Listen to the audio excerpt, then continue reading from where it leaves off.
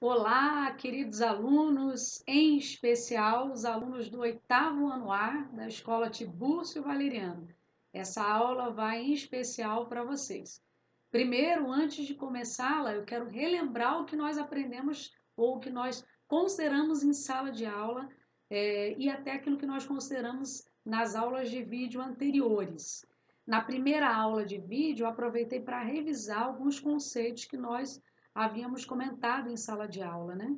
Primeiro em relação às classes de palavras e depois nós falamos sobre todos os termos que estão dentro das orações, ou seja, como as orações, que são os enunciados que contêm verbo, se estruturam. Segundo o que nós aprendemos, existem termos que estão chamados de essenciais e entre eles nós consideramos dois. Nós vimos sobre os sujeitos, vimos inclusive tipos de sujeito, e nós também vimos sobre verbos, ou seja, a chamada transitividade verbal. Excelente. Na segunda aula, nós também consideramos um pouco mais sobre os tipos e gêneros textuais. Nós vimos como é que eles são diversos e como é que a gente pode identificá-los por algumas características que são típicas de cada um deles. Em cada uma das aulas, eu deixei uma atividade para que vocês realizassem. Na primeira aula, com base num poema bem lindo. E na segunda aula, eu pedi que vocês criassem um meme e também pudessem localizar o gênero musical e, ao verificarem esse gênero, constatarem se havia alguma tipologia dentro dele. Bem, as duas atividades devem ser mantidas no caderno e assim que retornarmos à nossa aula normal, eu vou corrigi-las sem dúvida. Mas para essa aula, que inclusive está sendo anexada ao meu canal, não só para vocês, mas para todos aqueles que desejarem assisti-la, nós vamos falar um pouco mais sobre esses termos da oração. Primeiro vamos lembrar, né? A gente aprendeu que frase, período e oração são elementos diferentes. A gente viu que a frase é um enunciado que contém sentido. Já o período é um enunciado que pode ter apenas um verbo, por isso, inclusive, é chamado de período simples, ou mais de um verbo, por isso é chamado de período composto. No caso das frases, elas não necessitam do verbo obrigatoriamente. Quando eu, por exemplo, digo fogo, cuidado, qualquer dessas duas expressões são frases, porque elas têm um sentido dentro de um determinado contexto. Mas já para ter o conceito de uma oração, precisariam ter verbo. Então, eu teria que dizer, saiam, fogo. A partir desse momento, deixou de ser meramente uma frase e passou a ser uma oração. E, além do mais, nós vimos também que nem toda oração é frase. Muitas vezes, em período especialmente composto, você não tem o definido sentido apenas pela primeira expressão ou pelo que nós vamos chamar de oração principal. Observem esse exemplo. Embora estudasse, e observem que essa informação, embora estudassem, é uma oração, mas eu não posso dizer que é uma frase porque não tem o sentido completo. Então, observem que nem toda frase é uma oração, porque para ser oração precisa ter verbo ou locução verbal, né, como nós aprendemos, e nem toda oração é uma frase, porque para ser frase precisa ter o sentido completo. Muito bem, nós também falamos a respeito desses períodos. O período simples é aquele que tem apenas um verbo ou uma locução verbal. E o período composto ele vai ter mais de um verbo ou mais de uma locução verbal. Estamos trabalhando em cima do chamado período simples, que é aquele que vai ter só um verbo ou uma locução verbal. Lembrando que verbo é palavra que indica ação, estado, mudança de estado e fenômeno na natureza. Locução verbal tem a mesma definição, mas a diferença é que todas as vezes que a professora falar locução, ela está se apresentando aí com duas ou mais palavras que representam uma determinada classe. Então, se é locução verbal, duas ou mais palavras que representam apenas uma ação. Exemplo, vou falar. Notem que eu tenho dois verbos, mas a ação está relacionada à fala. Estou falando, de novo, e assim subsequentemente. Então, lembrem-se disso. Tratando-se de período simples é aquele que só tem um verbo ou uma locução verbal.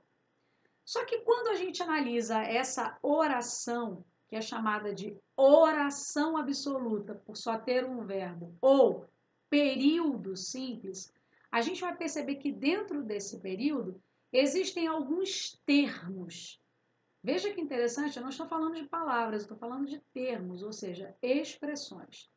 Expressões que remetem à referência, por exemplo, do verbo, que é o que a gente vai chamar de sujeito, que remetem à própria ação, que é o verbo, ou que agora vão tratar também de tudo aquilo que diz respeito a esse sujeito, que eu vou chamar de predicado.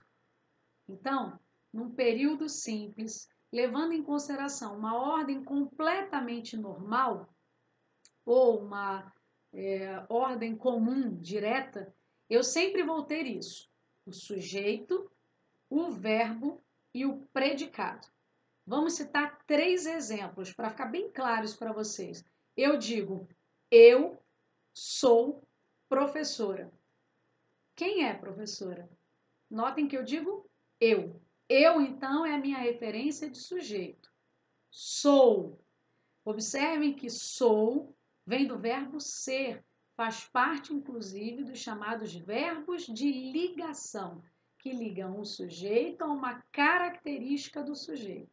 Então, sou é o verbo. Nesse caso, a transitividade desse verbo diz que ele é um verbo de ligação.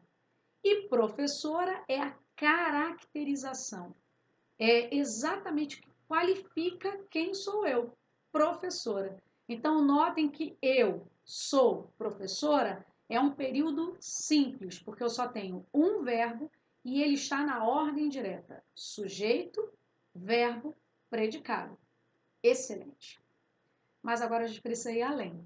E agora que eu preciso lembrar vocês alguns conceitos que nós temos visto aí ao longo das aulas. Primeiro, nós relembramos sobre os tipos de sujeito. Nós vimos que são 5 tipos de sujeito. Os sujeitos, ou a referência que é feita ao verbo, pode ser em 5 tipos e vão variar de acordo com a quantidade e também de acordo com a sua existência dentro da oração. A gente viu, por exemplo, que existe o sujeito simples, o sujeito composto, o sujeito oculto, o indeterminado e a oração sem sujeito. Cada um desses sujeitos é determinado pela quantidade ou não de núcleos e pela existência dele dentro daquela oração. Nós também falamos sobre a questão da transitividade verbal. Existem 5 tipos de verbo e esses verbos são delimitados pela quantidade de complementos ou não que se peça para eles, ou também se há necessidade ou não de haver uma preposição acompanhando esse complemento. Tanto que nós vimos os verbos transitivos diretos, que precisam de complemento, só que sem preposição. O transitivo indireto, que precisa de complemento, só que agora com preposição. O transitivo direto e indireto, que precisa de complemento, só que com 2 tipos de elementos, que é um com e outro sem preposição. Além disso, os verbos que são chamados de intransitivos, que não pedem complementos obrigatórios, na verdade o que tem ligado a eles é o que a gente vai chamar de circunstâncias. E por último, os verbos de ligação, que estabelecem relação ou ligação, desculpem, entre o sujeito e a sua caracterização, ou uma característica ou um estado desse sujeito. Excelente. Mas vocês observaram que no início da aula eu falei de um terceiro termo? Bem, o terceiro termo essencial, que é o que nós vamos ver hoje, é o que a gente vai chamar de predicado. Então, primeiro vamos entender o que é um predicado. Bem, o predicado é tudo que eu falo sobre o sujeito. Então, já lembrem logo dessa definição. que eu falo sobre o sujeito. Muito bem. E como é que esse predicado ele pode se apresentar? Existem 3 tipos de predicado. Eu posso chamar de predicado verbal, posso chamar de predicado nominal e posso chamar de predicado verbo nominal. O que seria o predicado verbal? É aquele que, na verdade, só tem ação. Ele só tem a representação de uma ação. Do tipo, nós estamos estudando. Pronto, só tem ação. Qual é a ação? Estudar. Eu estou falando. Só tem ação. A ação de falar. Estou dando aula. Ação. Só a ação de dar aula. Também temos o predicado que é chamado de nominal. Ele, ao contrário do predicado de ação, ele só tem estado. Então, ele não tem mais ação, ele só tem estado. Do tipo, eu sou tímida. Ou, ela está chateada. Ele ficou triste. Qualquer dessas representações que nós estamos vendo aqui, observem a diferença. No primeiro contexto, que era o contexto de ação, havia sempre um verbo induzindo a essa ação. Já nesse segundo caso, nós temos apenas um estado, uma referência caracterizadora. Timidez, tristeza, né? Chateação, irritação, não importa. Ali tem uma caracterização, uma qualificação do sujeito. Por isso eu vou chamar de predicado nominal. E o que então seria o predicado verbo nominal? Bem, vamos pensar. Se o verbal ele tem ação e se o nominal ele tem estado, é óbvio que o verbo nominal vai ter os dois, ação e estado. Por exemplo, eu estou estudando chateada. Eu não estou só estudando, eu estou estudando, mas qual é o meu estado? Chateada. Eu viajei cansada. Eu não só viajei, eu viajei, essa é a ação, e eu viajei cansada, esse é o estado.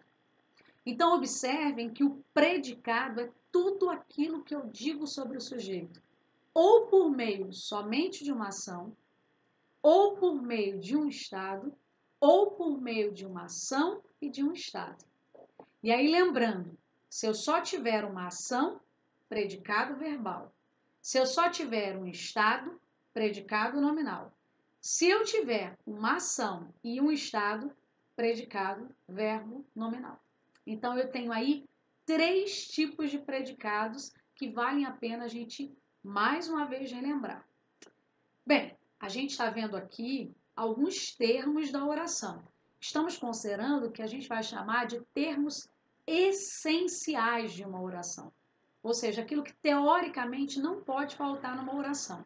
Levando em consideração aquela ordem direta que eu comentei, quais são esses termos? Sujeito, verbo e predicado.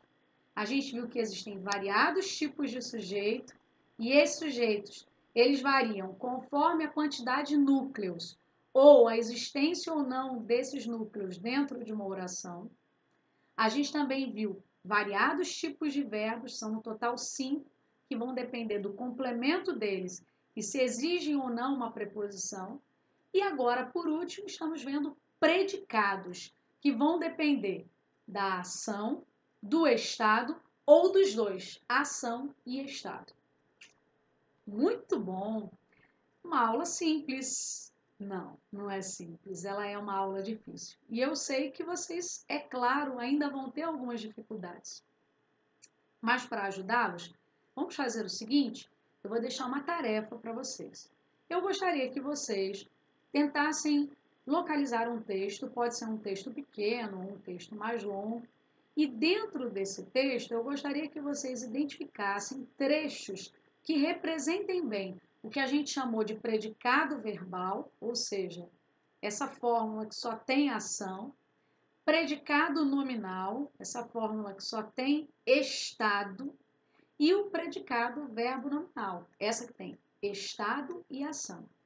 Não precisa se apressar, assiste essa aula mais de uma vez e vamos sempre nos lembrar, predicado é tudo aquilo que eu falo sobre o sujeito e isso pode variar de acordo com a ação, meramente, ou de acordo com o estado, ou de acordo com os dois, ação e estado.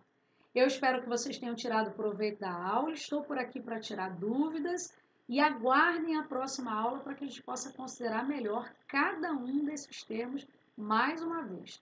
Mas não esqueçam de tudo aquilo que nós consideramos e não deixem de fazer atividade. Um beijo para vocês, saudades. Até a próxima, se Deus quiser.